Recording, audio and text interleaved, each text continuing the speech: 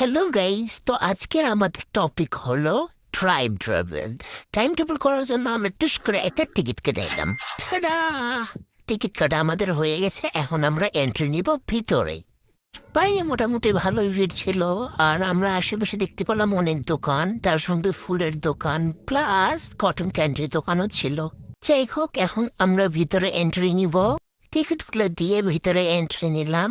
ভিতরে ঢুকায় আমরা একটা সুন্দর দৃশ্য দেখতে পাইলাম। যেহেতু এটা একটা ঐতিহাসিক জায়গা, সেহেতু এখানে অনেক মানুষ দূর দূরান্ত থেকে পিকনিক করতে আসে। আমরা অনেকগুলো গাড়ি দেখতে পেলাম ওইদিকে, হয়তো বা পিকনিকের। যাই হোক, মেইন আকর্ষণ তো ছিল এই সর্দার পাড়ে, দূর থেকে অনেক সুন্দর লাগতেছে। আর পুকুরে পুরো সর্দার বাড়ির রিফ্লেকশন দেখা যাইতেছে, এটা দেখতে খুবই সুন্দর লাগতেছে। আমরা সর্দার বাড়ির চারপাশটা ভালোভাবে ঘুরে দেখবো। এখন আমাদের সাথে যদি আপনারা ঘুরে দেখতে যান তাহলে অনেক সময় লাগবে, তাতে আপনারা বোরিং হয়ে যাবেন। ওই জন্য আমি ফাস্ট করে দিতেছি এই জায়গাটা, যাতে আপনারা বোরিং না হন। দেখেছেন আপনাদের কথা আমি কত চিন্তা করি। ঘোরাঘুরি শেষ, এখন আমরা সর্দার বাড়ির সামনে যাব, আই মিন গেটে। সর্দার বাড়ির ভিতরে ঢুকার এন্ট্রি ফি শুনে আমি পুরা হয়ে গেছি। এখানে দেখাচ্ছিল বাংলাদেশিদের জন্য 100 টাকা আর বিদেশিদের জন্য 200 টাকা। যেহেতু আমি গরিব সেহেতু আমি ভিতরে ঢুকিনি। আরে ভাই, বাঙালিরা এমন সাদা চামড়া দেখলেই দাম বাড়াই দেয়।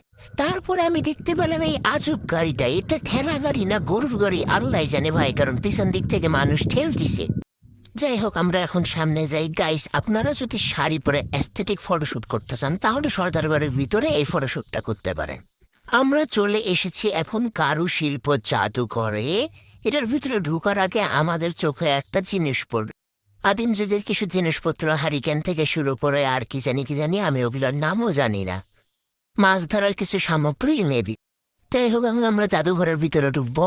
তো ভিতরে ঢুকে আমরা দেখতে পেলাম 100 বছর পুরনো বরের জামা কাপড় কিভাবে করে বিয়ে শাদী হতো ওটা দেখতেছি। ফ্রেমে আবদ্ধ করে রাখছে যাতে আজকালকার জেনজেরা জানতে পারে কিভাবে করে আগেরকার জামানায় বিয়ে শাদী করতো বা কাপড় চাপড় পরতো বরেরা। তো এখানে দেখতেছি অনেক পুরাতন জিনিস বা যেগুলো আমরা দেখি নাই আগে কখনো, সেগুলো সুন্দরভাবে আবদ্ধ করে রাখছে যাতে ভবিষ্যতের পোলাপাইনরা দেখতে পায়। যাই হোক, সব পুরাতন জিনিস দেখতে মোটামুটি ভালোই লাগলো, কিন্তু আমার আকর্ষণ ছিল এই গুপ্ত সিন্ধুকটা। কিন্তু বুঝলাম না এই গুপ্ত সিন্ধুকে এই আয়নাটা কেন। হয়তো টাকা রাখতে রাখতে নিজের সুন্দর থোবড়া দেখবো ওই জন্য। এখানে আমরা বিভিন্ন পেশার লোক দেখতে পেলাম, যেমন জেলে, কামার, তাতে। এই ছোট ফিল্মগুলোতে যা দেখাইতে চাইছে বা বুঝাইতে চাইছে ওগুলো সাইডে ছোট করে লিখে দেওয়া আছে, আপনারা ইচ্ছা মতো ওগুলো পড়ে নিয়ে। আমার তো ওগুলো পড়াশোনা ভালো লাগে না, আপনারা তো জানেনই। ওই জন্য আমি লালা করে দেখে গেছি, পড়িনি। কারণ আমি দেখে বুঝে গেছি কি বোঝাইতে চাইছে, কারণ আমি অনেক ইন্টেলিজেন্ট। এখানে আমরা কিছু আদিম যুগের গহনা দেখতে পেলাম। এটা লোহার না পিতলের সেটা আমি জানি না, বাট মোটামুটি ডিজাইন গুলান ভালোই ছিল, লালা করে দেখে গেলাম।